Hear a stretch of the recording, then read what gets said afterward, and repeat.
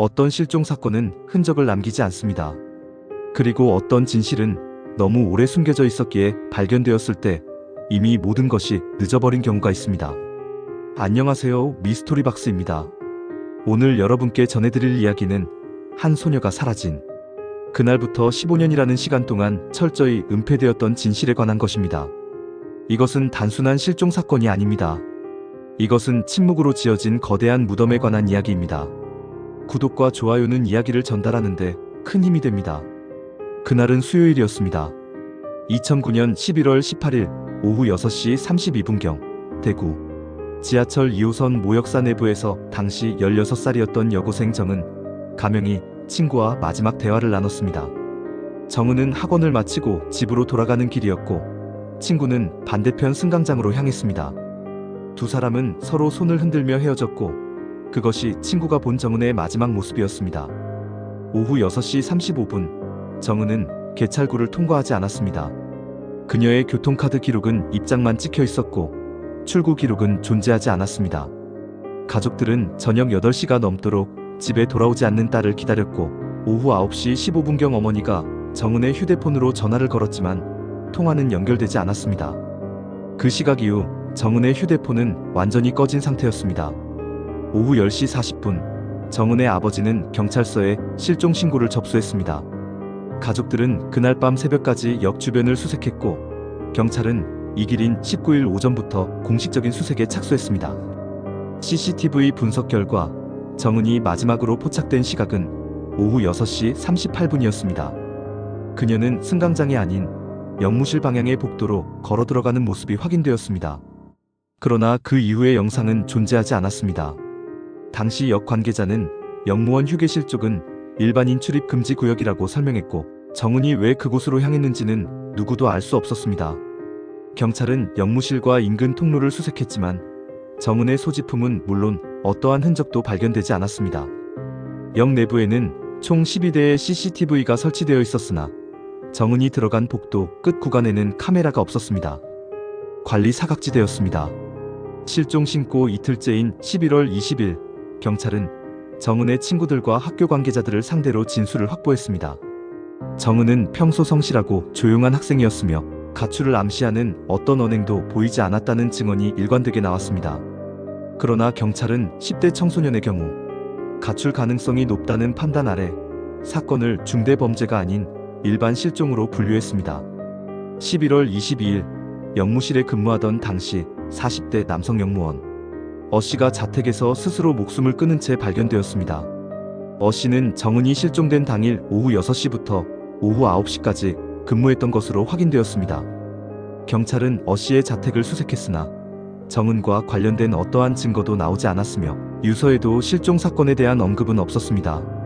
결국 경찰은 어씨의 사망을 개인적 우울증에 의한 자살로 결론지었고 실종 사건과의 연관성은 공식적으로 부정되었습니다.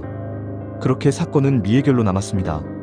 언론은 며칠간 보도했지만 이내 다른 뉴스에 묻혔고 수사는 점차 동력을 잃어갔습니다.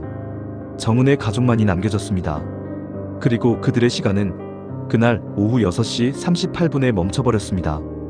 2009년 11월 19일 새벽 3시 42분 대구 지하철 2호선 역사 주변은 차가운 겨울바람만이 불고 있었습니다. 정은의 어머니 김미숙 가명은 딸의 사진이 인쇄된 종이를 손에 쥔 채 역 출구 계단에 주저앉아 있었고 아버지는 근처 편의점을 3번째 방문하고 있었습니다. 혹시 딸이 들렀을지 모른다는 점점 희미해지는 희망을 붙잡으며 저희 딸 혹시 못 보셨나요? 교복 입은 애가. 편의점 직원은 고개를 저었습니다. 이미 2시간 전에도 같은 질문을 받았던 터였습니다. 아버지는 다시 밖으로 나왔고 아내가 앉아있는 계단으로 천천히 걸어갔습니다. 두 사람은 아무 말도 하지 않았습니다. 할 수 있는 말이 없었습니다. 오전 7시 20분 경찰은 본격적인 CCTV 분석에 착수했습니다. 역 내부 12대의 카메라 영상이 모두 확보되었고 수사관들은 정은이 마지막으로 포착된 오후 6시 38분 전후의 영상을 반복해서 재생했습니다. 화면 속 정은은 교복 차림에 회색 패딩을 입고 있었으며 가방을 메고 복도를 따라 걸어가는 모습이 선명했습니다. 그러나 그 복도 끝 역무원 휴게실로 이어지는 구간에는 카메라가 없었습니다. 이 구간은 왜 사각지대입니까? 담당 형사의 질문에 역 관계자는 난처한 표정을 지으며 대답했습니다. 원래 설치 예정이었는데 예산 문제로 보류됐습니다. 어차피 직원 전용 공간이라. 형사는 더 묻지 않았습니다. 그러나 그의 수첩에는 사각지대 의도적 이라는 메모가 남겨졌습니다. 오전 10시 영무원 휴게실과 인근 창고가 전수조사되었습니다. 낡은 책상과 의자, 먼지 쌓인 서류철, 오래된 청소 도구들이 전부였습니다. 바닥에는 발자국 하나 남아있지 않았고 벽면은 깨끗했으며 천장에도 이상은 없었습니다. 감식반은 3시간 동안 현장을 뒤졌지만 정은의 흔적은 단 하나도 발견되지 않았습니다. 여기 누가 청소했습니까? 저희가 매일 아침 청소합니다만 19일 아침에도 했습니까? 네, 평소대로 했습니다. 형사는 고개를 끄덕였습니다. 그러나 속으로는 의문이 커지고 있었습니다. 실종 신고가 접수된 것은 전날 밤 10시 40분. 그런데 다음날 아침 일상적으로 청소가 이루어졌다는 것이 묘하게 걸렸습니다. 그는 다시 한번 휴게실을 둘러봤습니다. 너무 깨끗했습니다. 너무. 오후 2시 30분 정은의 휴대폰 기지국 기록이 확보되었습니다. 마지막 신호는 오후 6시 41분 실종된 역 인근에서 포착되었고 그 이후로는 완전히 두절되었습니다. 전원이 꺼졌거나 파괴되었거나 둘 중 하나였습니다. 통신사 측은 기기 자체의 신호가 사라진 것이라고 설명했고 경찰은 이를 휴대폰이 물리적으로 손상되었을 가능성으로 해석했습니다. 그날 저녁 정은의 친구들이 경찰서에 소환되었습니다. 마지막으로 정은과 헤어진 친구 최지연 가명은 떨리는 목소리로 진술했습니다. 은희가 그날 이상한 행동은 안 했어요. 평소랑 똑같았어요. 학원 끝나고 집 간다고 했고 우리 손 흔들면서 헤어졌어요. 제가 같이 가자고 했어야 했는데. 지연은 말을 잇지 못하고 울음을 터뜨렸습니다. 형사는 잠시 기다렸다가 조심스럽게 물었습니다. 혹시 최근에 정은 학생이 누군가에게 스토킹을 당하거나 이상한 사람한테 접근을 받은 적은 없었나요? 없었어요. 은희는 조용한 애라서 남자애들이랑도 별로 안 어울렸고요. 다른 친구들의 진술도 비슷했습니다. 정은은 평범했고 조용했으며 가출을 암시할 만한 어떤 신호도 보내지 않았다는 것이 일관된 증언이었습니다. 11월 20일 오전 8시 영무원 어씨의 시신이 발견되었다는 소식이 경찰서로 전해졌습니다. 자택방 안에서 목을 맨 채로. 발견 시각은 오전 7시 30분경. 신고자는 함께 사는 형이었습니다. 어씨는 정은이 실종된 당일 오후 6시부터 9시까지 영무실에 근무했던 인물이었고 경찰은 즉각 그의 자택으로 출동했습니다. 수사팀은 어씨의 방을 샅샅이 뒤졌습니다. 옷장, 책상 서랍, 침대 및 화장실, 심지어 천장까지. 그러나 정은과 관련된 어떤 물건도 나오지 않았습니다. 유서는 짧았습니다. 미안합니다. 더 이상 견딜 수가 없습니다. 단 2줄. 실종 사건에 대한 언급은 없었습니다. 어씨의 형은 경찰에게 말했습니다. 동생이 원래 우울증이 있었어요.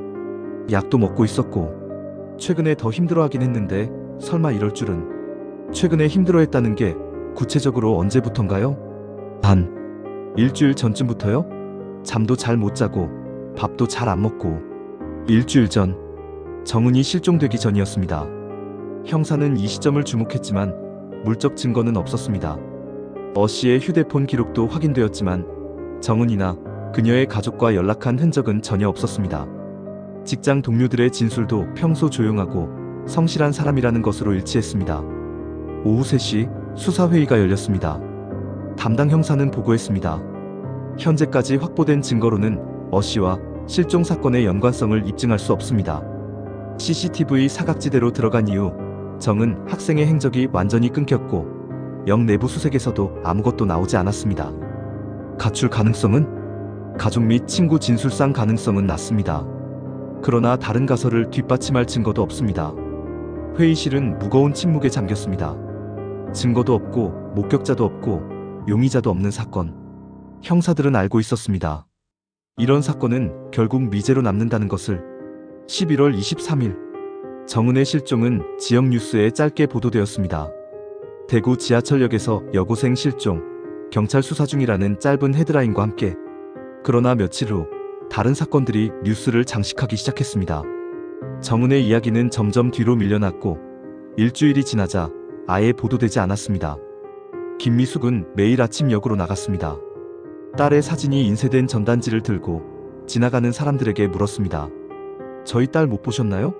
11월 18일에 여기서 사라졌는데. 대부분의 사람들은 고개를 저었습니다. 어떤 이들은 안타깝다는 표정을 지었고 어떤 이들은 귀찮다는 듯 지나쳤습니다.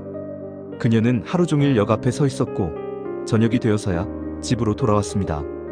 그리고 다음날 아침 다시 같은 자리로 나갔습니다. 경찰은 한 달간 수사를 이어갔지만 더 이상의 진전은 없었습니다. 12월 말 사건은 공식적으로 미제로 분류되었고 담당 형사는 다른 사건으로 배치되었습니다. 정은의 실종 신고 서류는 서랍 깊숙한 곳에 보관되었고 시간이 흐르며 먼지가 쌓여갔습니다. 2010년 1월 15일 새벽 김미숙은 잠에서 깨어 딸의 방으로 갔습니다. 그녀는 매일 밤 이렇게 했습니다. 딸의 침대 옆에 앉아 빈 이불을 쓰다듬으며 방 안은 정은이 사라진 그날 그대로였습니다. 책상 위에 연필, 옷장에 걸린 교복, 창가에 놓인 인형, 모든 것이 제자리에 있었습니다. 정은만 빼고. 은아, 엄마가 너 꼭 찾을게.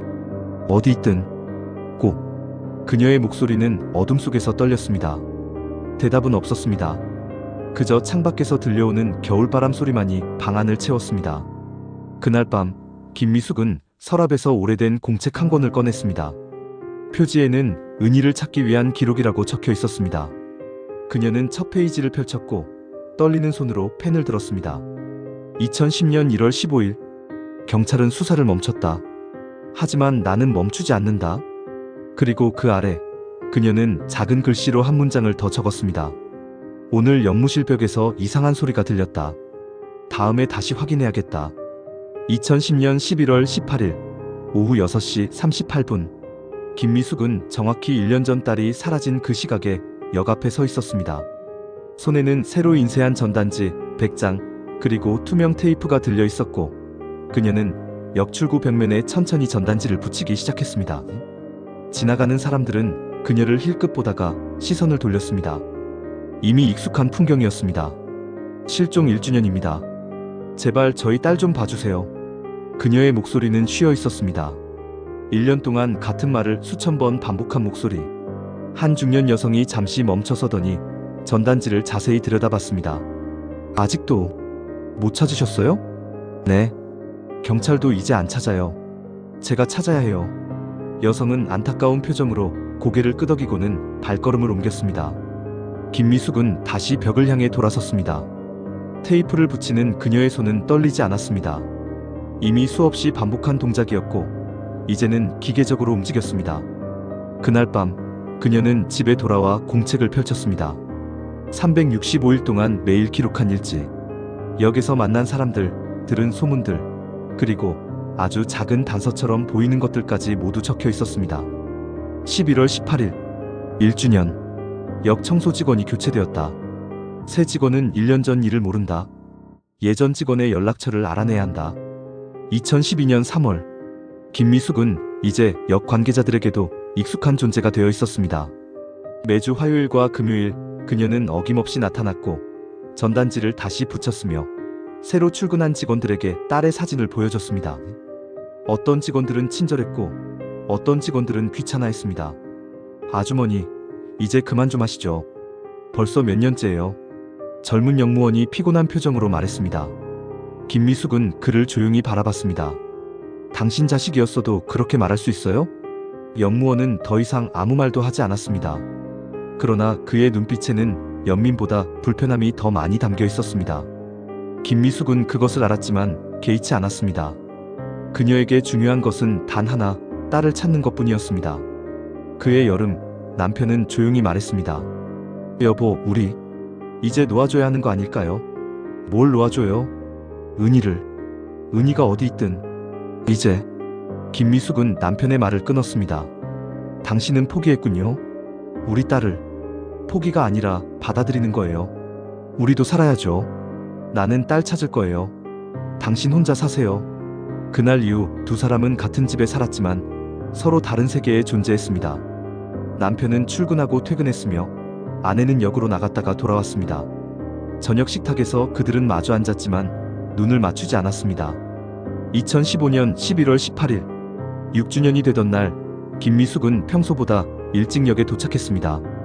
오전 10시, 출근 시간대가 끝난 한산한 시각. 그녀는 역무원 휴게실 근처 복도에 섰습니다. 딸이 마지막으로 걸어 들어갔던 그곳. 6년 동안 수백 번 와본 장소였지만 오늘은 달랐습니다. 여기서 무슨 짓이 있었던 거지? 그녀는 벽을 손으로 쓰다듬었습니다. 차가운 타일, 아무것도 말해주지 않는 표면. 그러나 그녀는 느낄 수 있었습니다. 이 벽 어딘가에 답이 있다는 것을. 복도 끝에서 역 직원이 다가왔습니다. 아주머니, 여긴 일반인 출입 금지 구역입니다. 알아요. 그런데 제 딸이 6년 전에 여기로 들어왔어요. CCTV에 찍혔다고요. 그건 경찰도 다 조사했잖아요. 경찰이 뭘 조사했어요? 아무것도 안 나왔다고 끝낸 거죠. 직원은 난처한 표정으로 그녀를 바라봤습니다. 김미숙은 한 번 더 벽을 바라보다가 천천히 몸을 돌렸습니다. 오늘은 여기까지. 그러나 그녀는 알고 있었습니다. 언젠가는 이 벽이 말을 할 것이라는 것을. 2018년, 사람들은 이제 김미숙을 그 아줌마라고 불렀습니다. 역 앞에서 전단지 붙이는 사람, 지나가는 사람들 붙잡고 딸 이야기하는 사람. 동네에서도 소문이 났습니다. 저 사람 미쳤대. 애 죽은 지 몇 년이 됐는데 아직도. 가출한 거 아니래? 그냥 집 나간 건데. 불쌍하긴 한데 좀 징그럽기도 하지 않아? 김미숙은 그런 말들을 듣지 못하는 척했습니다. 아니, 정말로 듣지 못했습니다. 그녀의 귀에는 오직 딸의 목소리만 들렸습니다. 9년 전 그날 아침 학교 가기 전에 했던 마지막 말. 엄마, 다녀올게요. 그래, 조심히 다녀와. 그것이 마지막이었습니다. 조심히 다녀오라고 했지만 딸은 돌아오지 않았습니다. 2020년 봄, 남편이 집을 나갔습니다. 이혼 서류를 남기고. 김미숙은 그 서류를 보지 않았습니다. 서명도 하지 않았습니다. 그냥 서랍에 넣어두었습니다. 중요하지 않았습니다. 그녀에게 중요한 것은 하나뿐이었고, 그것은 11년 전에 멈춰버린 시간을 다시 움직이게 하는 것이었습니다. 그해 가을, 김미숙은 병원에 입원했습니다. 과로와 영양실조. 의사는 말했습니다. 이러시다간 정말 큰일 납니다. 좀 쉬셔야죠. 괜찮아요. 제가 쓰러지면 안 돼요. 딸을 찾아야 해서. 그 딸 이야기 좀 그만하세요. 당신부터 살아야죠. 김미숙은 대답하지 않았습니다. 그녀는 창밖을 바라봤습니다. 저 멀리 지하철역이 보였습니다. 딸이 사라진 그곳. 그녀는 알고 있었습니다. 자신이 죽으면 진짜로 아무도 딸을 찾지 않을 것이라는 걸. 2024년 1월, 15년이 흘렀습니다. 김미숙의 머리는 하얗게 새었고 얼굴에는 깊은 주름이 패여 있었습니다. 그러나 그녀는 여전히 매주 역에 나갔습니다. 전단지는 이제 빛이 발해 글씨가 잘 보이지 않았고 사진 속 딸의 얼굴도 흐릿해졌습니다. 어느 날 새로 부임한 젊은 역무원이 그녀에게 물었습니다. 할머니, 그 딸 정말 못 찾으신 거예요? 응. 15년째. 그런데도 계속 찾으세요? 김미숙은 잠시 망설이다가 조용히 대답했습니다. 멈추면 진짜로 끝이거든. 내가 포기하면 은희는 영원히 사라지는 거야. 그래서 못 멈춰. 역무원은 더 묻지 않았습니다. 그는 그저 고개를 끄덕이고 김미숙이 전단지를 붙이는 것을 지켜봤습니다. 그날 저녁 그는 동료에게 말했습니다. 저 할머니 15년 동안 저러고 계신데 미친 거지 뭐. 애 진작에 죽었을 텐데. 그래도 불쌍하지 않아? 동료는 어깨를 으쓱했습니다. 그에게는 남의 일이었습니다. 2024년 2월 5일 오전, 김미숙은 공책의 마지막 페이지를 펼쳤습니다. 5478일째 기록. 빽빽하게 채워진 글씨들. 그녀는 펜을 들었고 떨리는 손으로 적었습니다. 오늘 역에서 공사 공고를 봤다. 2호선 리모델링. 역무원 휴게실도 철거된다고 한다. 드디어 그 벽이 허물어진다. 그녀는 펜을 놓고 눈을 감았습니다. 15년 동안 기다렸습니다. 그 벽 뒤에 무엇이 있는지 보기 위해. 오전 9시 20분. 대구 지하철 2호선 일부 구간이 전면 리모델링에 들어간다는 공식 발표가 있었습니다. 노후화된 역사시설 개선 작업의 일환이었고 그 중에는 1990년대에 지어진 역무원 휴게실도 포함되어 있었습니다. 김미숙은 그 소식을 듣자마자 역으로 달려갔습니다. 공사 언제 시작해요? 다음 주 월요일부터입니다. 왜요? 제가 그날 꼭 와도 되나요? 공사 현장 볼 수 있나요? 역 관계자는 고개를 저었습니다. 일반인은 출입 불가입니다. 안전상 문제도 있고. 제발요. 15년 동안 기다렸어요. 제 딸이 그 안에 있을지도 몰라요. 관계자는 난처한 표정을 지었습니다. 그는 김미숙을 알고 있었습니다. 15년 동안 이 역을 지켜온 여자. 모두가 미쳤다고 했지만 그 누구도 그녀를 막을 수 없었던 사람. 제가 현장 소장님께 한번 여쭤볼게요. 약속은 못하지만. 김미숙은 깊이 고개를 숙였습니다. 3월 18일 오전 7시 공사가 시작되었습니다. 노란색 안전모를 쓴 작업자들이 영무원 휴게실 앞에 모였고 중장비가 복도로 들어왔습니다. 김미숙은 멀리 떨어진 곳에서 그 광경을 지켜봤습니다. 현장 소장이 특별히 허락해준 덕분이었습니다.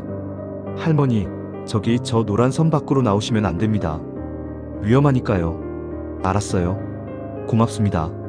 그녀는 선 뒤에 서서 두 손을 꼭 쥐었습니다. 심장이 빠르게 뛰었습니다.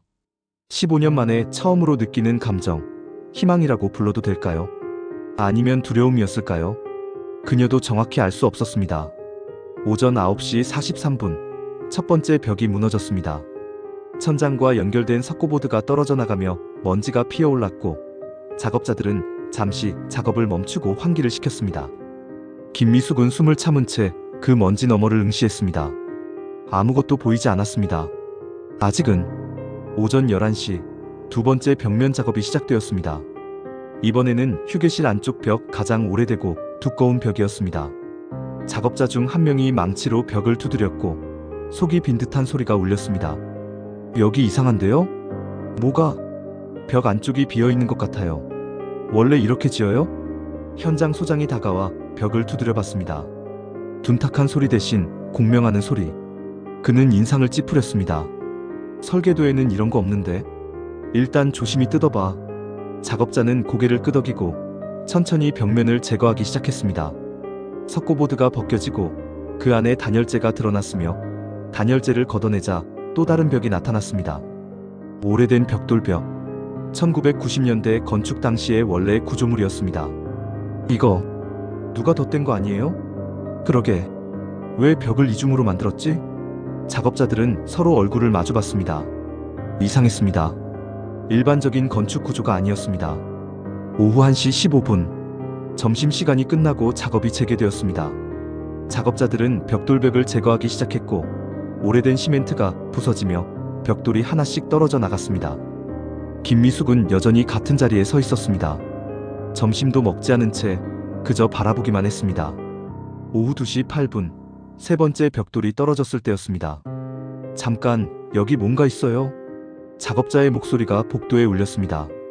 현장 소장이 급히 달려갔고 김미숙의 심장은 멈춘 것처럼 느껴졌습니다.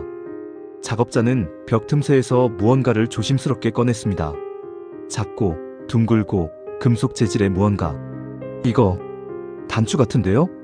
현장 소장이 그것을 받아들었습니다. 먼지를 털어내자 희미하게 글자가 보였습니다. 오호여고. 김미숙의 입에서 비명이 터져 나왔습니다. 그거 제 딸 교복 단추예요. 그녀는 노란 선을 넘어 달려가려 했지만 역 직원이 그녀를 붙잡았습니다. 할머니, 안 돼요. 위험해요. 나요. 그게 우리 딸 거라고요. 15년 전에 입고 있던 교복. 제발. 김미숙은 무너졌습니다. 15년 동안 쌓아온 모든 것이 한순간에 무너져 내렸습니다. 그녀는 바닥에 주저앉아 울음을 터뜨렸고 주변 사람들은 그저 지켜볼 수밖에 없었습니다. 현장 소장은 즉시 작업을 중단하고 경찰에 신고했습니다. 오후 3시 40분. 경찰과 감식반이 도착했습니다. 현장은 통제되었고 작업자들은 모두 밖으로 나갔습니다. 김미숙도 경찰의 요청으로 대기실로 이동했지만 그녀는 창문 너머로 계속 복도를 바라봤습니다. 감식반은 벽을 더욱 조심스럽게 해체하기 시작했습니다. 단추가 발견된 지점을 중심으로 천천히, 매우 천천히. 그리고 오후 4시 22분 두 번째 증거물이 나왔습니다. 투명한 비닐봉투. 그 안에는 머리카락이 뭉쳐 있었고 그것들은 서로 엉켜 있었습니다. 감식반원이 봉투를 빛에 비춰보았습니다. 이거 인위적으로 보관한 것 같습니다. 무슨 의미죠? 누군가 일부러 이걸 여기 숨긴 겁니다. 벽 안에 경찰은 서로 눈빛을 교환했습니다. 15년 전 미제 사건, 갑자기 사라진 소녀, 자살한 영무원, 그리고 지금 벽 속에서 발견된 증거물들. 모든 퍼즐 조각이 천천히 제자리를 찾아가고 있었습니다. 더 뜯어봐야겠습니다. 안에 뭐가 더 있을지 모르니까. 감식반은 작업을 계속했습니다. 벽돌이 하나씩 제거될 때마다 긴장감이 높아졌습니다. 그리고 오후 5시 10분, 세 번째 증거물이 발견되었습니다.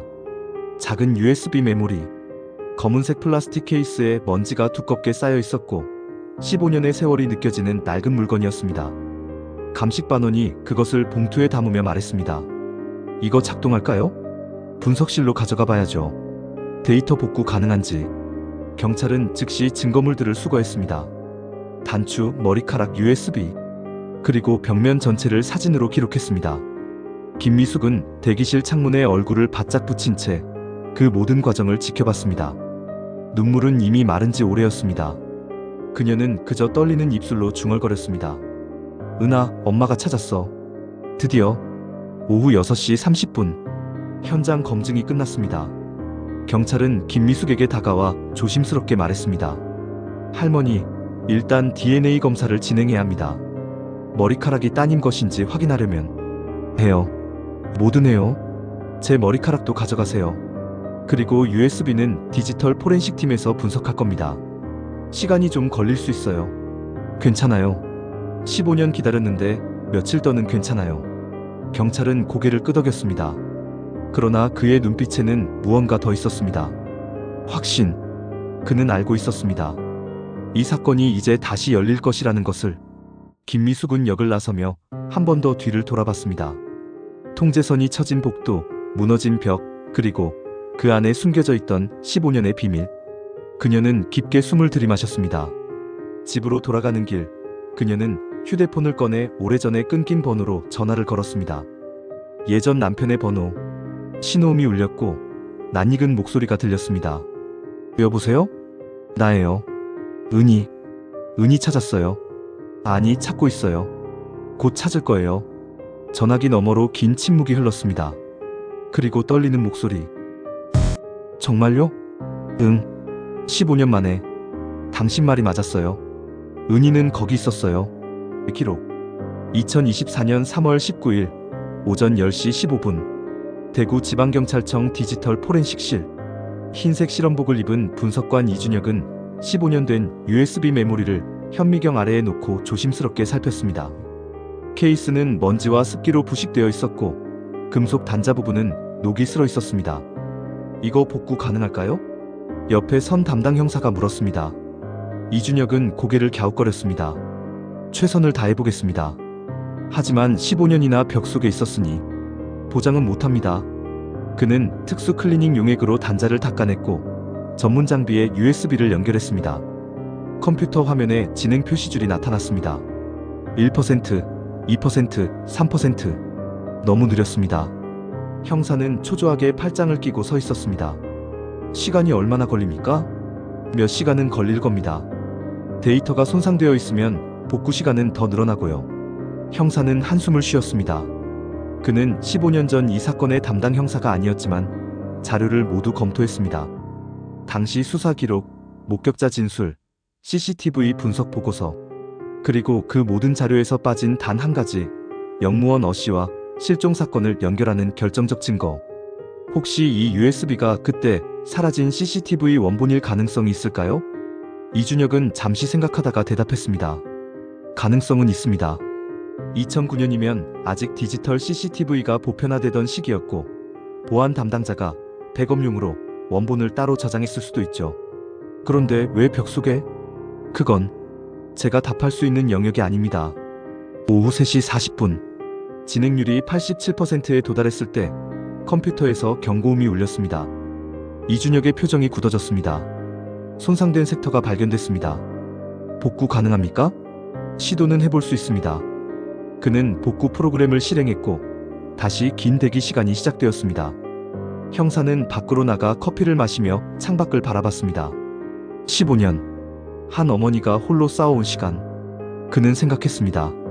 만약 이 USB에 아무것도 없다면? 만약 복구가 불가능하다면? 오후 5시 20분, 이준혁이 복도로 나왔습니다. 그의 얼굴에는 긴장과 흥분이 동시에 어려 있었습니다. 됐습니다. 복구했다는 겁니까? 네. 파일이 하나 있습니다. 영상 파일이에요. 두 사람은 급히 분석실로 들어갔습니다. 컴퓨터 화면에는 파일명이 떠 있었습니다.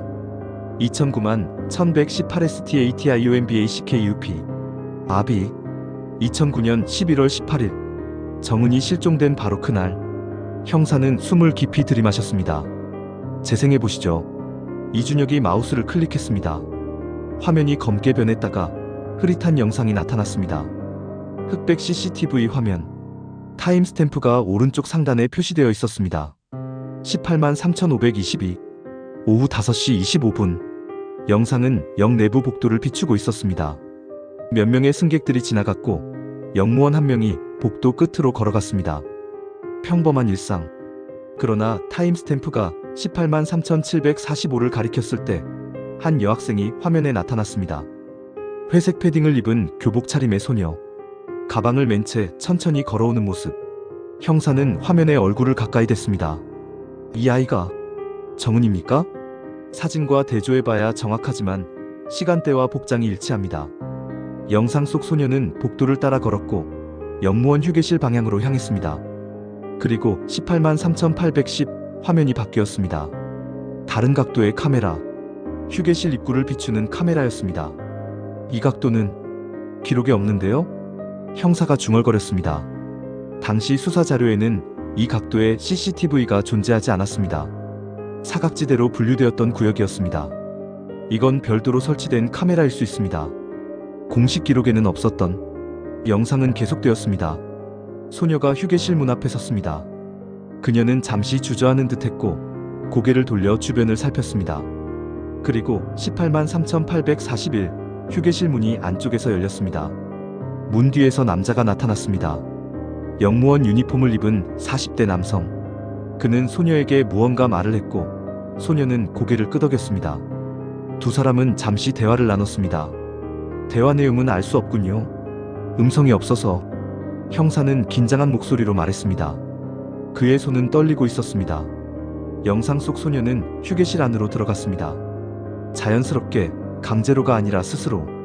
그리고 문이 닫혔습니다. 타임스탬프는 18만 3903을 가리켰습니다. 이게 당시 경찰이 확보한 마지막 장면입니까? 네. 공식 기록은 여기까지입니다. 그러나 영상은 멈추지 않았습니다. 화면은 계속해서 닫힌 문을 비추고 있었고 타임스탬프는 흘러갔습니다. 18만 3930, 18만 4000, 18만 4030, 그리고 18만 4115 휴게실 안에서 무언가가 들렸습니다. 음성은 없었지만 문이 흔들렸습니다.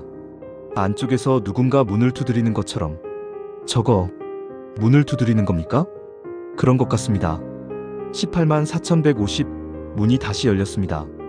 역무원이 나왔습니다. 그러나 그의 표정은 달랐습니다. 당황한 듯, 초조한 듯. 그는 주변을 빠르게 둘러보더니 다시 안으로 들어갔습니다. 문이 닫혔습니다. 그리고 화면이 바뀌었습니다. 오후 5시 32분 새로운 영상이 재생되었습니다. 같은 날, 그러나 시간이 달랐습니다. 타임스탬프는 21만 1533을 가리켰습니다. 밤 9시가 넘은 시각. 역은 한산했고 복도에는 아무도 없었습니다. 그리고 21만 1600 역무원 어씨가 다시 나타났습니다. 그는 손에 무언가를 들고 있었습니다. 검은색 비닐봉투. 그는 빠른 걸음으로 카메라 밖으로 사라졌고 다시 나타나지 않았습니다. 영상이 끝났습니다. 화면이 검게 변했고 분석실은 무거운 침묵에 잠겼습니다. 형사는 천천히 의자에 기대며 눈을 감았습니다. 이건 결정적 증거입니다. 그런데 왜 이 영상이 당시 수사에 사용되지 않았죠? 삭제됐으니까요. 아니, 숨겨졌으니까요. 형사는 눈을 떴습니다. 그의 눈빛은 차가웠습니다. 어씨가 자살하기 전에 이걸 벽 속에 숨긴 겁니다. 왜? 증거를 남기기 위해서. 언젠가 발견되기를 바라면서. 그럼 어씨가? 네. 그가 직접 관여한 겁니다.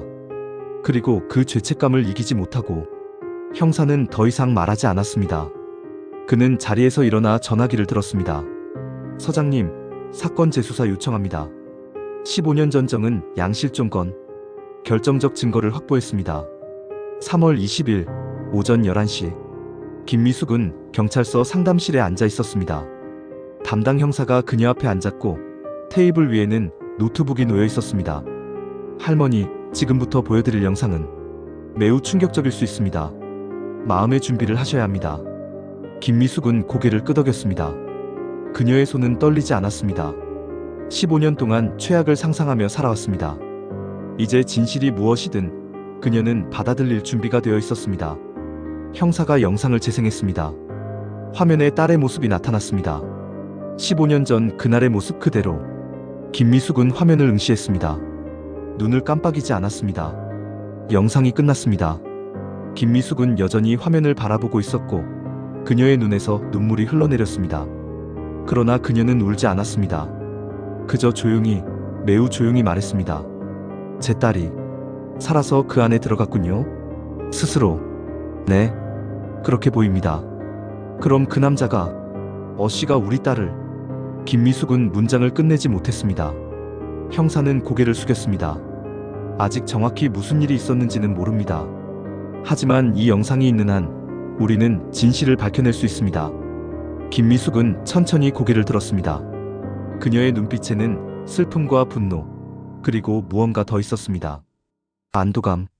15년 만에 처음으로 느끼는 끝이 보인다는 안도감. 고맙습니다. 정말 고맙습니다. 형사는 대답하지 않았습니다. 그는 다만 생각했습니다. 이제 시작이라고. 진짜 진실은 이제부터 밝혀져야 한다고. 2024년 3월 21일 오후 2시 30분 대구지방경찰청 회의실에는 긴장감이 감돌고 있었습니다. 재수사팀이 구성되었고 15년 전 사건 기록이 테이블 위에 펼쳐져 있었습니다. 팀장인 강민수 경위는 노트북 화면을 프로젝터에 연결하며 말했습니다. USB에서 복구된 영상은 총 3개의 파일로 구성되어 있습니다. 첫 번째는 여러분이 본 것처럼 오후 6시 35분부터 6시 42분까지의 영상. 두 번째는 밤 9시 15분경의 영상입니다. 그리고 그는 잠시 말을 멈추었습니다. 세 번째 파일이 있습니다. 가장 중요한 파일입니다. 회의실이 조용해졌습니다. 강경희가 마우스를 클릭했습니다. 타임스탬프 184,203. 화면은 휴게실 내부를 비추고 있었습니다. 이것은 밖에서 찍은 복도 영상이 아니라 휴게실 안에 설치된 또 다른 카메라의 영상이었습니다. 낮은 화질, 비스듬한 각도, 마치 몰래 설치된 것처럼. 영상 속에서 정은은 휴게실 안의자에 앉아 있었습니다. 그녀의 표정은 불안해 보였고 계속 문 쪽을 돌아봤습니다. 영무원 씨는 그녀 맞은편에 서 있었고 무언가 말하고 있었습니다. 입모양을 분석했습니까? 수사관 중 한 명이 물었습니다. 강경희가 고개를 끄덕였습니다. 전문가에게 의뢰했습니다. 일부는 확인 가능하다고 합니다. 영상이 계속되었습니다. 184,320. 씨가 문 쪽으로 걸어갔습니다. 그는 문을 잠갔습니다. 정은이 일어섰습니다. 그녀의 입이 움직였습니다. 왜 문을 잠가요? 씨가 돌아섰습니다. 그의 표정은 화면상으로는 정확히 알 수 없었지만 정은은 뒤로 물러섰습니다. 그녀가 가방을 움켜쥐었습니다. 184,415. 씨가 그녀에게 다가갔습니다. 정은은 계속 뒤로 물러났고 결국 벽에 등을 댔습니다. 씨가 그녀 앞에 섰습니다. 그리고 그의 손이 움직였습니다. 회의실에서 누군가 숨을 들이켰습니다. 영상 속 정은은 씨의 손을 뿌리쳤습니다. 그녀가 소리를 지르는 것 같았습니다. 입이 크게 벌어졌습니다. 싫어요, 도와주세요. 그러나 음성은 없었습니다. 침묵하는 비명. 씨가 그녀를 붙잡았습니다. 정은이 발버둥쳤습니다. 그녀의 가방이 바닥에 떨어졌고 교복 단추 하나가 튕겨져 나갔습니다. 그 단추, 15년 후 벽 속에서 발견될 그 단추. 멈춰주세요. 강경희의 목소리가 떨렸습니다. 그는 영상을 일시정지했습니다. 회의실은 무거운 침묵에 잠겼습니다. 그는 심호흡을 하고 다시 말했습니다. 이 시점에서 여러분도 아시겠지만 성폭행이 시도됩니다. 한 수사관이 고개를 숙였습니다. 또 다른 이는 주먹을 쥐었습니다. 강경위가 계속했습니다. 그러나 완료되지는 않습니다. 다음 장면을 보시죠. 영상이 다시 재생되었습니다. 184,630. 정은이 어씨를 밀쳐냈습니다. 그녀는 책상 위에 있던 무언가를 집어들었습니다. 스테이플러. 그녀가 그것으로 어씨의 머리를 내리쳤습니다. 한 번, 두 번. 어씨가 비틀거렸고 그녀는 문 쪽으로 달려갔습니다. 그러나 문은 잠겨 있었습니다. 그녀가 손잡이를 돌렸지만 열리지 않았습니다. 안쪽에서 잠기는 자물쇠였고 열쇠는 어씨가 가지고 있었습니다. 어씨가 일어났습니다. 그의 이마에서 피가 흘렀습니다. 그는 정은에게 다가갔고 이번에는 분노가 섞인 표정이었습니다. 그가 그녀의 머리채를 잡았습니다. 184,700. 정은이 다시 발버둥쳤습니다.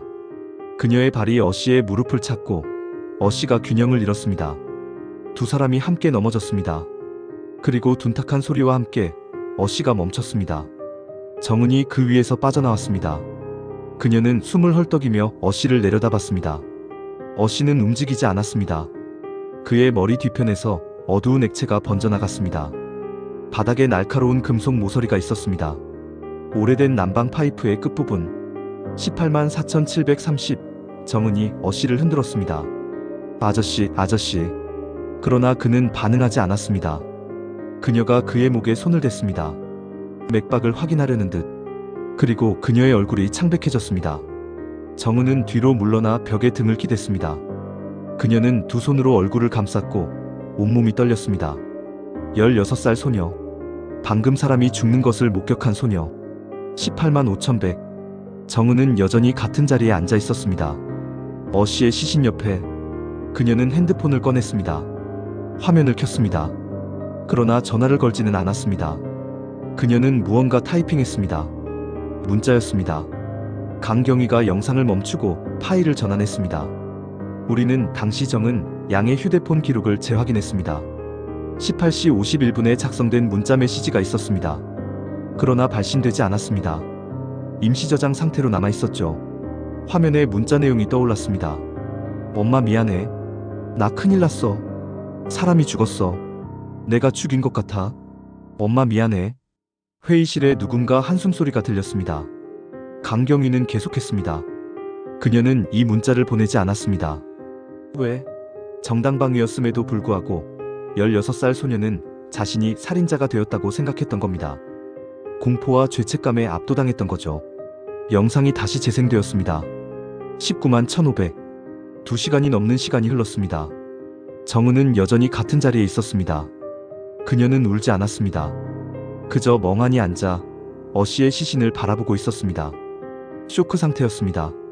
191,530. 문이 열렸습니다. 누군가 밖에서 문을 연 것입니다.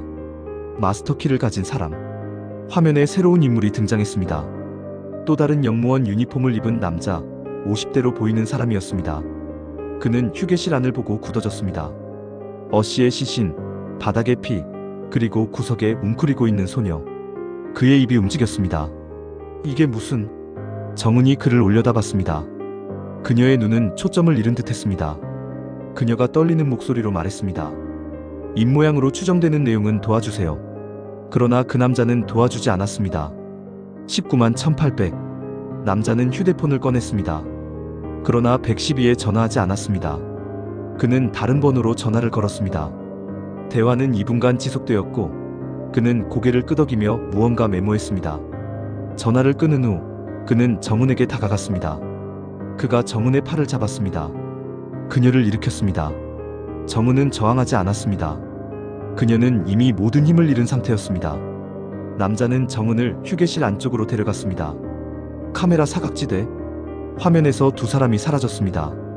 그리고 5분 후 남자만 다시 나타났습니다. 그의 손에는 검은 비닐봉투가 들려 있었습니다. 강경위가 영상을 멈췄습니다. 이 남자가 누구입니까? 수사관이 물었습니다. 강경위가 파일을 열었습니다. 낡은 인사 기록 사진이 화면에 떠올랐습니다. 당시 역관리소장이었던 박정우, 현재 65세입니다. 2010년에 조기 퇴직했고 현재는 부산에 거주하고 있습니다. 체포해야 합니다. 이미 영장을 신청했습니다. 오늘 오후에 발부될 예정입니다. 3월 21일 오후 7시 45분. 부산 해운대구의 한 아파트. 문이 두드려졌고 박정호가 문을 열었습니다. 문 앞에는 형사 4명이 서 있었습니다. 박정호 씨죠? 긴급 체포 영장이 발부되었습니다. 2009년 11월 18일정은 양실종 및 사체유기 혐의로 체포합니다. 박정호의 얼굴이 흑빛으로 변했습니다. 그는 한 걸음 뒤로 물러섰습니다. 나는 아무것도 묵비권을 행사할 수 있습니다. 진술을 거부하실 수 있고 형사가 미란다 원칙을 고지하는 동안 박정호는 그저 멍하니 서 있었습니다. 15년. 그는 15년 동안 이 순간을 기다려왔습니다. 아니, 두려워해왔습니다. 수갑이 채워졌습니다. 그가 아파트를 나서는 순간 그는 중얼거렸습니다. 그 USB 결국 찾았구나? 형사가 물었습니다. USB에 대해 아십니까? 박정호는 대답하지 않았습니다. 그러나 그의 침묵은 모든 것을 말해주고 있었습니다. 3월 22일 오전 10시 박정호의 첫 조사가 시작되었습니다. 강경위가 그의 맞은편에 앉았고 테이블 위에는 녹음기가 놓여 있었습니다. 박정호 씨, 변호인 선임을 원하십니까? 아니요. 그럼 진술하시겠습니까? 긴 침묵이 흘렀습니다. 박정호는 손으로 얼굴을 감쌌습니다. 그리고 떨리는 목소리로 말했습니다. 15년 동안 기다렸습니다. 이 순간을. 무슨 의미입니까?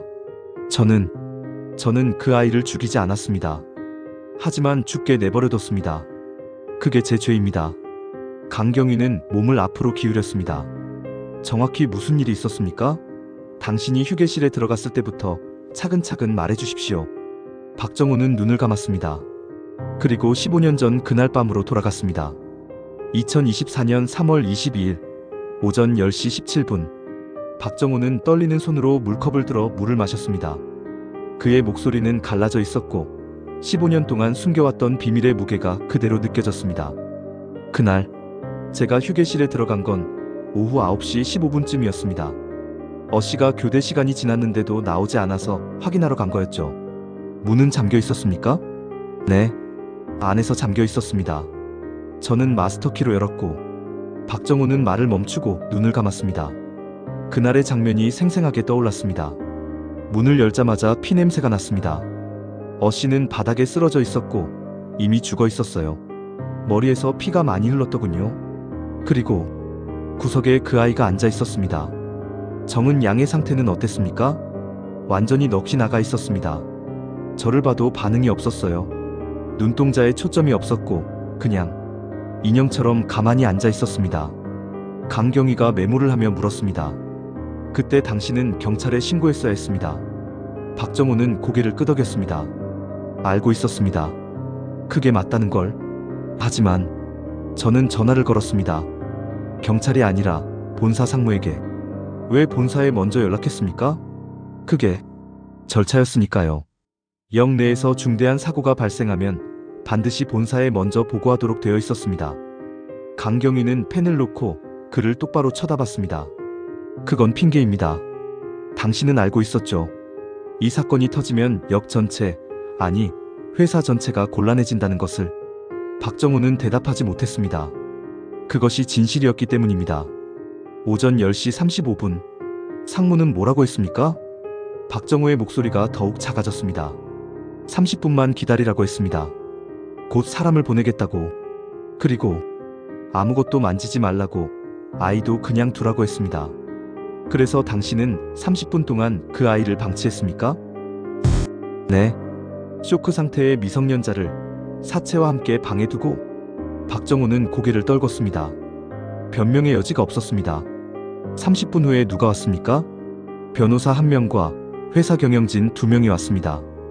그들은 현장을 보더니 즉시 회의를 했습니다.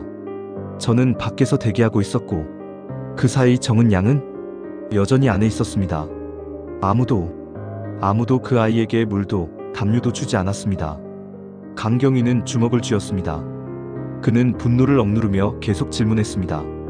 회의 결과는 무엇이었습니까? 그들은 사건을 은폐하기로 결정했습니다. 오전 11시 조사실 박복도에서는 다른 수사관들이 박정호의 진술을 실시간으로 듣고 있었습니다. 한 수사관이 벽을 주먹으로 쳤습니다.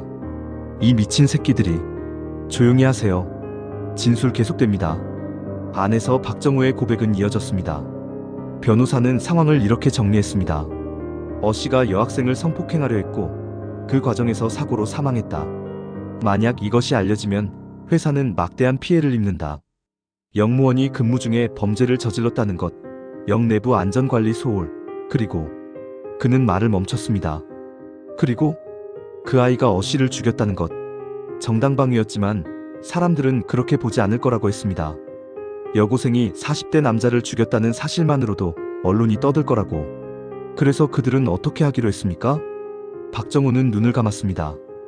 씨의 시신은 가족들이 와서 수습해 가도록 하고 자살로 처리하기로 했습니다. 씨가 원래 우울증이 있었으니 설득력 있다고 했죠. 그리고 그 아이는, 정은 양은 어떻게 하기로 했습니까? 긴 침묵이 흘렀습니다. 박정우의 눈에서 눈물이 흘러내렸습니다. 가출로 처리하기로 했습니다. 아이를 어딘가 멀리 보내고 스스로 집을 나간 것처럼 꾸미기로 했습니다. 변호사는 말했습니다. 아이가 쇼크 상태니까 기억도 제대로 못할 거라고, 시간이 지나면 모든 게 흐려질 거라고. 강경위는 믿을 수 없다는 표정을 지었습니다. 그래서 그 아이를 어디로 보냈습니까? 저는 모릅니다. 모른다는 게 무슨 뜻입니까? 그들이 저를 내보냈습니다. 제 역할은 거기까지였어요. 그 후에 무슨 일이 있었는지, 아이를 어디로 데려갔는지 저는 정말 모릅니다. 오전 11시 20분, 강경위는 잠시 조사를 중단하고 밖으로 나왔습니다. 팀원들이 그를 둘러쌌습니다. 본사 경영진과 변호사를 즉시 조사해야 합니다. 이미 명단을 확보했습니다. 당시 상무였던 김영우는 3년 전에 사망했고 경영진 중 한 명인 최태수는 현재 서울에 거주 중입니다. 변호사는? 조용훈 변호사, 현재 대형 로펌 대표입니다. 방금 출석 요구서를 발송했습니다. 강경위는 고개를 끄덕였습니다. 박정우의 진술만으로는 부족합니다. 실제로 정은 양에게 무슨 일이 일어났는지 밝혀야 합니다. 그런데 경위님, 한 가지 이상한 점이 있습니다. 뭡니까? 박정우가 말한 시간대와 USB 영상의 시간대가 맞지 않습니다. 이 영상은 오후 9시 15분경까지만 기록되어 있는데 박정우 진술에 따르면 그 후에도 여러 사람이 왔다 갔다 했다는 거잖아요. 강경위는 잠시 생각하다가 말했습니다. 누군가 카메라를 껐거나 아니면 더 많은 영상이 있었는데 일부만 USB에 저장한 겁니다. 씨가 자신의 죄는 남기되 회사의 은폐까지는 폭로하고 싶지 않았던 거죠. 3월 23일 오전 9시 조용훈 변호사가 경찰서에 출석했습니다. 60대 초반, 정장을 단정하게 차려입은 그는 여전히 침착한 표정이었습니다. 그러나 그의 옆에는 다른 변호사가 동행해 있었습니다. 조용훈 변호사님, 2009년 11월 18일 밤 당신은 대구 지하철 2호선 모역에 있었습니까? 조용훈은 옆에 변호사를 바라봤습니다. 변호사가 고개를 끄덕이자 그는 대답했습니다. 네, 있었습니다. 무슨 용건으로 갔습니까? 당시 제가 고문으로 있던 지하철 공사로부터 긴급 연락을 받았습니다. 역 내에서 사고가 발생했으니 법률 자문이 필요하다고. 현장에서 무엇을 봤습니까? 영무원 한 명이 사망해 있었고 여학생 한 명이 쇼크 상태였습니다. 그래서 당신은 어떤 조언을 했습니까? 조용훈은 잠시 망설였습니다. 저는 경찰에 신고하라고 조언했습니다. 강경위가 테이블을 손으로 쳤습니다. 거짓말입니다. 박정우의 진술과 완전히 다릅니다. 박정우 씨가 기억을 잘못하고 있는 겁니다. 15년 전 일인데 혼란스러웠을 거고. 그렇다면 왜 경찰 기록에는 당신의 이름이 없습니까? 당신이 거기 있었다는 어떤 기록도 없습니다. 조용훈은 입을 다물었습니다. 변호사님, 지금 진실을 말하지 않으면 은폐교사 및 방조 혐의로 구속될 수 있습니다. 조용훈의 옆에 앉은 변호인이 조용히 말했습니다. 잠시 협의 시간을 주십시오. 오전 10시 30분. 협의를 마치고 돌아온 조용훈의 얼굴은 지쳐 있었습니다. 진술하겠습니다. 전부. 강경위는 녹음기를 다시 켰습니다. 저는 경찰에 신고하지 말라고 조언했습니다. 회사의 이미지를 생각해서였습니다. 영무원이 성폭행을 시도했다는 사실이 알려지면 회사는 막대한 피해를 입을 것이고 그 여학생도 언론의 표적이 될 것이라고 설명했습니다. 그래서 씨의 시신은 가족이 수습하게 하고 자살로 처리하기로 했습니다. 그리고 그 아이는, 조용훈은 고개를 떨궜습니다. 그 아이는 어떻게 됐습니까? 회사 측에서 아이의 가족에게 접촉하기로 했습니다. 거액의 합의금을 주고 아이를 치료시설에 보내기로 했습니다. 해외의 정신과 요양시설이었습니다. 그래서 정말로 보냈습니까? 저는 그 부분은 관여하지 않았습니다. 제 역할은 법률 자문이었고 실제 실행은 회사 측에서. 당신은 미성년자를 해외로 불법 이송하는 계획에 동의했습니까? 조용우는 대답하지 못했습니다. 강경위는 의자를 뒤로 젖히며 한숨을 쉬었습니다. 변호사님, 당신은 법을 지키는 사람입니다.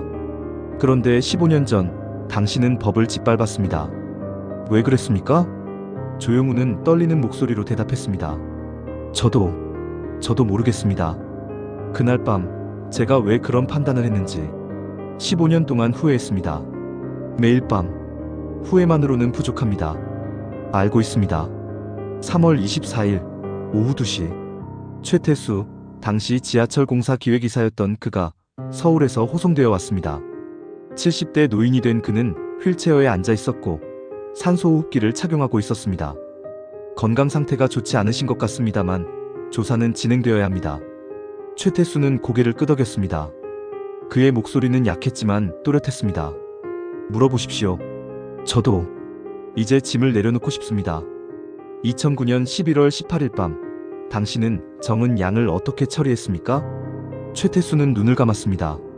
그리고 15년 동안 가슴속에 묻어두었던 진실을 꺼내기 시작했습니다. 우리는 아이를 살리려고 했습니다. 정말입니다. 어떻게? 아이는 심한 쇼크 상태였습니다. 제대로 말도 못했고 몸도 떨고 있었습니다. 우리는 일단 아이를 안전한 곳으로 옮겨야 한다고 판단했습니다. 어디로 옮겼습니까? 최태수는 입술을 깨물었습니다. 회사 소유의 연수원이었습니다. 경북 산속에 있는. 그리고 의사를 불렀습니다. 회사 촉탁이었던 정신과 의사를. 그 의사가 아이를 진찰하고. 최태수는 말을 잇지 못했습니다. 눈물이 그의 주름진 얼굴을 타고 흘러내렸습니다. 말씀하십시오. 의사는 아이가 극심한 트라우마 상태라고 했습니다. 즉각적인 입원 치료가 필요하다고. 하지만 병원에 입원시키면 모든 게 드러날 거라고. 당신들은 무엇을 선택했습니까? 최태수는 고개를 떨구고 떨리는 목소리로 말했습니다. 우리는 그 아이를 죽게 내버려뒀습니다. 조사실의 공기가 얼어붙었습니다. 2024년 3월 24일 오후 2시 38분. 다시 한번 말씀해 주십시오. 강경위의 목소리는 차갑게 가라앉아 있었습니다. 최태수는 산소호흡기에서 나오는 소리와 함께 힘겹게 숨을 쉬었습니다. 우리는 그 아이를 방치했습니다. 연수원 지하 창고에 물과 음식을 조금 두고 담요를 줬습니다. 그리고 문을 잠갔습니다. 얼마나 오래? 사흘, 아니 나흘이었습니다. 강경위는 주먹을 쥐었습니다. 손톱이 손바닥에 파고들었지만 느껴지지 않았습니다. 왜 그랬습니까? 왜 아이를 방치했습니까? 우리는 시간이 필요했습니다. 상황을 정리할 시간이.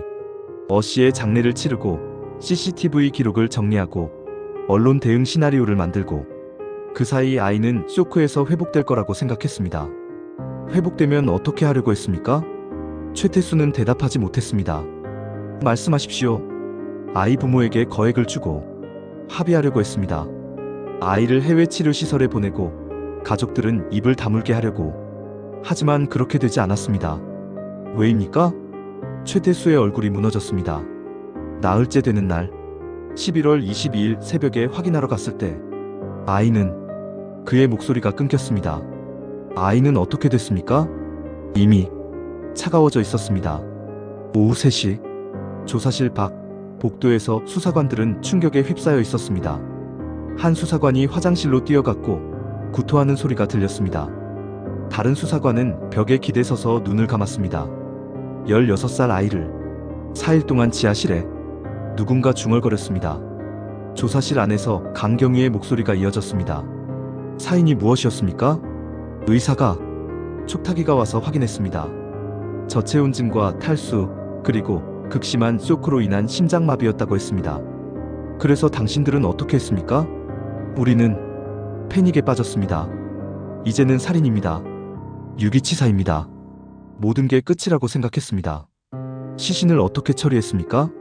최태수는 얼굴을 두 손으로 감쌌습니다. 15년 동안 묻어두었던 기억이 홍수처럼 밀려왔습니다. 변호사 조용훈이 방법을 제시했습니다. 영 리모델링 계획이 있었으니까 그때 시신을 숨기자고. 아무도 찾지 못할 곳에. 영무원 휴게실 벽 속이었습니까? 네. 벽을 이중으로 만들기로 했습니다. 안쪽에 시신을 넣고 벽돌로 막고 다시 석고보드로 덮는. 언제 시신을 그곳에 옮겼습니까? 11월 23일 밤이었습니다. 역 운영이 끝난 새벽 2시쯤 우리 셋이서 박정호, 조용훈, 그리고 저 강경위는 잠시 눈을 감았습니다. 16살 소녀의 시신을 벽 속에 묻은 3명의 남자. 그들은 그 후 15년을 어떻게 살아왔을까? 시신과 함께 다른 것도 넣었습니까? 아이의 가방과 교복 일부를 넣었습니다. 머리카락도. 혹시 나중에 DNA 확인이 필요할까봐. USB는요? 그것도 당신들이 넣었습니까? 최태수는 고개를 저었습니다. 아니요. USB는 우리가 넣은 게 아닙니다. 강경위는 몸을 앞으로 기울였습니다. 그럼 누가 넣었습니까? 아마도 어씨가 살아있을 때 미리 숨겨놓았던 것 같습니다. 우리도 벽을 뜯고 난 후에야 발견했거든요. 그때는 이미 모든 게 끝난 후였고 당신들은 USB를 회수하려고 하지 않았습니까? 우리는 그 벽이 영원히 열리지 않을 거라고 생각했습니다. 그래서 그냥 둔 겁니다. 오후 4시 20분 강경위는 조사를 잠시 중단하고 밖으로 나왔습니다. 그는 창문 앞에 서서 바깥을 바라봤습니다. 햇빛이 눈부셨지만 그의 마음은 어두웠습니다. 팀원이 다가왔습니다. 경위님, 연수원 위치를 확인했습니다. 경북 청도군 산속에 있는데 이미 5년 전에 폐쇄되었습니다. 현장 감식팀 준비시키세요. 내일 아침 첫 차로 출발합니다. 그리고 김미숙 할머니께서 와 계십니다. 진술 내용을 알려달라고. 강경위는 고개를 저었습니다. 아직은 안 됩니다. 정확한 확인이 끝난 후에. 하지만 할머니는 15년을 기다렸습니다. 알아요. 그러니까 더욱 정확해야 합니다. 잘못된 정보를 드릴 수는 없어요. 3월 25일 오전 7시 30분 경북 청도군 폐쇄된 연수원 건물 앞에 경찰 차량 5대가 도착했습니다. 건물은 오래 방치되어 덩굴로 뒤덮여 있었고 유리창은 깨져 있었습니다. 지하로 가는 입구를 찾으세요. 감식팀이 건물 안으로 들어갔습니다. 먼지가 쌓인 복도, 낡은 계단, 그리고 지하로 이어지는 문. 문은 녹슬어 있었지만 여전히 잠겨 있었습니다. 문 여세요. 절단기로 자물쇠를 끊어내자 쾌하는 소리와 함께 문이 열렸습니다. 차가운 공기가 밖으로 흘러나왔고 곰팡이 냄새가 진동했습니다. 감식팀이 손전등을 켜고 계단을 내려갔습니다. 지하 창고는 좁고 낮았으며 습기로 벽면이 젖어 있었습니다. 그리고 구석에 낡은 담요가 놓여 있었습니다. 여기입니다. 한 감식반원이 담요를 조심스럽게 들어 올렸습니다. 그 아래 바닥에는 오래된 얼룩이 있었습니다. 그리고 작은 플라스틱 물병 하나가 굴러다니고 있었습니다. 물은 반도 차 있지 않았습니다. 사진 촬영하고 샘플 채취하세요. 감식반은 묵묵히 작업을 진행했습니다. 벽면에 긁힌 자국, 바닥에 손톱 자국, 그리고 문 근처의 작은 혈흔. 모든 것이 기록되었습니다. 한 감식반원이 구석에서 무언가를 발견했습니다. 경위님, 이것 좀 보세요. 그것은 작은 노트 한 장이었습니다. 물에 젖어 글씨가 번져 있었지만 일부는 알아볼 수 있었습니다. 엄마, 무서워. 축, 나, 죄, 미. 글씨는 떨리는 손으로 쓰여진 것 같았고 점점 흐려져 마지막 글자는 거의 보이지 않았습니다. 강경위는 그 종이를 받아들고 오랫동안 바라봤습니다. 그의 손이 떨렸습니다. 이건 정은 양이 마지막으로 남긴 거겠습니까? 필적 감정을 해봐야 확실하지만 가능성이 높습니다. 강경위는 종이를 증거봉투에 조심스럽게 넣었습니다. 그리고 지하실을 다시 둘러봤습니다. 사평도 안 되는 좁은 공간, 창문도 없고 환기도 안 되는 곳, 16살 소녀가 마지막 사흘을 보낸 곳. 사진 다 찍었으면 철수합니다. 3월 26일 오전 10시 김미숙은 경찰서 상담실에 앉아 있었습니다. 그녀 앞에는 강경위와 여성 경찰관이 앉아 있었고 테이블 위에는 휴지 박스가 놓여 있었습니다. 할머니, 지금부터 말씀드릴 내용은 매우 힘드실 겁니다. 김미숙은 고개를 끄덕였습니다. 그녀는 이미 알고 있었습니다.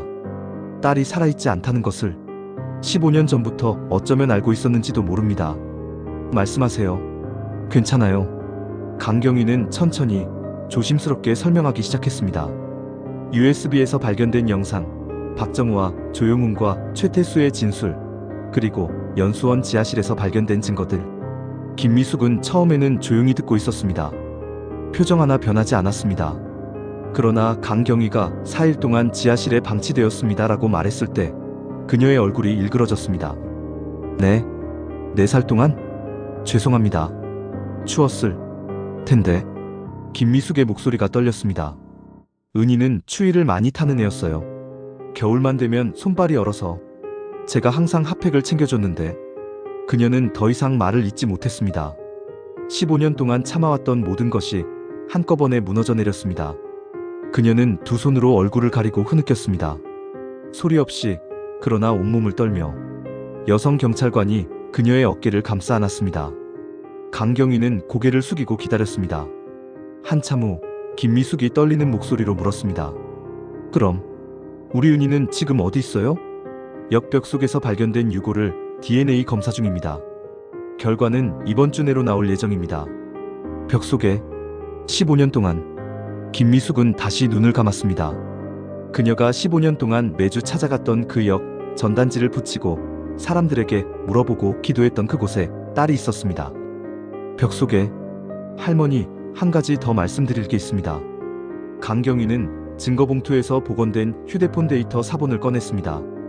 정은 양의 휴대폰 메모리를 복원했습니다. 발신되지 않은 문자 메시지와 메모장에 남긴 글이 있었습니다. 그는 종이를 김미숙에게 건넸습니다. 그녀는 떨리는 손으로 그것을 받았습니다. 엄마, 나 아직 역 안에 있어. 무섭지만 괜찮아. 엄마 걱정 마. 나 곧 갈게. 미안해. 사랑해. 김미숙은 종이를 가슴에 꼭 안았습니다. 15년 만에 받은 딸의 마지막 메시지. 그녀는 눈을 감고 조용히 중얼거렸습니다. 은하, 엄마도 사랑해. 3월 29일 오전 11시. DNA 검사 결과가 나왔습니다. 벽 속에서 발견된 유골은 정은의 것이 맞았습니다. 99.9% 일치. 같은 날 박정우, 조용훈, 최태수는 각각 유기치사, 범인은 닉, 증거인멸 등의 혐의로 구속되었습니다. 당시 상무였던 김영우는 이미 사망했지만 그의 범죄 사실은 기록으로 남겨졌습니다. 지하철 공사는 공식 사과문을 발표했고 유족에게 배상하겠다고 밝혔습니다. 그러나 김미숙은 그 제안을 거절했습니다. 돈이 필요한 게 아니에요. 진실이 필요했던 거예요. 4월 3일 정은의 장례식이 치러졌습니다. 15년 만의 장례식. 빈소에는 16살 때의 사진이 놓여 있었고 그 옆에는 31살이 되었을 정은의 합성 사진이 함께 놓여 있었습니다. 많은 사람들이 찾아왔습니다. 정은의 친구들, 이제는 30이 넘은 그들은 눈물을 흘리며 조문했습니다. 당시 수사를 담당했던 형사들도 왔습니다. 그들은 김미숙에게 고개를 숙였습니다. 죄송합니다. 우리가 더 잘했어야 했는데. 김미숙은 고개를 저었습니다. 아니에요. 당신들은 할 수 있는 걸 했어요. 저도 알아요. 얼마나 어려운 일이었는지. 장례식이 끝난 후 김미숙은 혼자 빈소에 남았습니다. 그녀는 딸의 사진 앞에 앉아 오랫동안 바라봤습니다. 은하, 이제 편히 쉬어. 엄마가 찾았어. 15년 걸렸지만 엄마가 너 찾았어. 그녀는 사진을 쓰다듬었습니다. 엄마도 이제 조금 쉴게. 많이 피곤하거든. 2024년 4월 15일 대구 지하철 2호선 그 역에 작은 추모 공간이 만들어졌습니다. 정은이 마지막으로 걸었던 복도 끝, 그곳에 작은 명판이 설치되었습니다. 정은 추모 공간. 2009.11 18. 우리는 기억합니다. 김미숙은 개막식에 참석했습니다. 그녀는 명판 앞에 서서 손으로 그것을 쓰다듬었습니다. 이제 사람들이 널 기억할 거야, 은하. 그날 저녁 김미숙은 집으로 돌아와 오래된 공책을 꺼냈습니다. 5479일간의 기록이 담긴 공책. 그녀는 마지막 페이지를 펼쳤고 떨리는 손으로 마지막 문장을 적었습니다. 2024년 4월 15일. 오늘 나는 우리 딸을 찾았다. 그리고 보내주었다. 은하, 사랑해. 엄마도 이제 갈게. 그녀는 펜을 놓고 공책을 천천히 덮었습니다. 창밖에서는 봄비가 내리고 있었습니다. 에필로그. 그날 이후 대구 지하철 2호선의 그 역에는 매년 11월 18일마다 누군가 꽃을 놓고 갑니다. 이름 없는 사람들, 정은을 기억하는 사람들. 그리고 그 꽃 옆에는 항상 작은 쪽지가 놓여 있습니다. 미안합니다. 그리고 고맙습니다. 당신을 잊지 않겠습니다. 김미숙은 2025년 겨울 조용히 세상을 떠났습니다. 그녀의 장례식장에는 정은의 사진이 함께 놓여 있었고 그녀의 손에는 15년간 적은 공책이 들려 있었습니다. 그리고 대구의 어느 작은 공동묘지에 어머니와 딸은 나란히 잠들어 있습니다. 비석에는 이렇게 새겨져 있습니다. 정은 1993-2009 그리고 김미숙 1965-2025 영원히 함께. 15년이라는 시간 동안 한 어머니는 멈추지 않았습니다. 그리고 마침내 진실은 벽을 뚫고 나왔습니다. 이것은 침묵에 대한 이야기이자 끝까지 포기하지 않은 사랑에 대한 이야기입니다. 정은의 이름은 그 역에 아직도 남아 있습니다.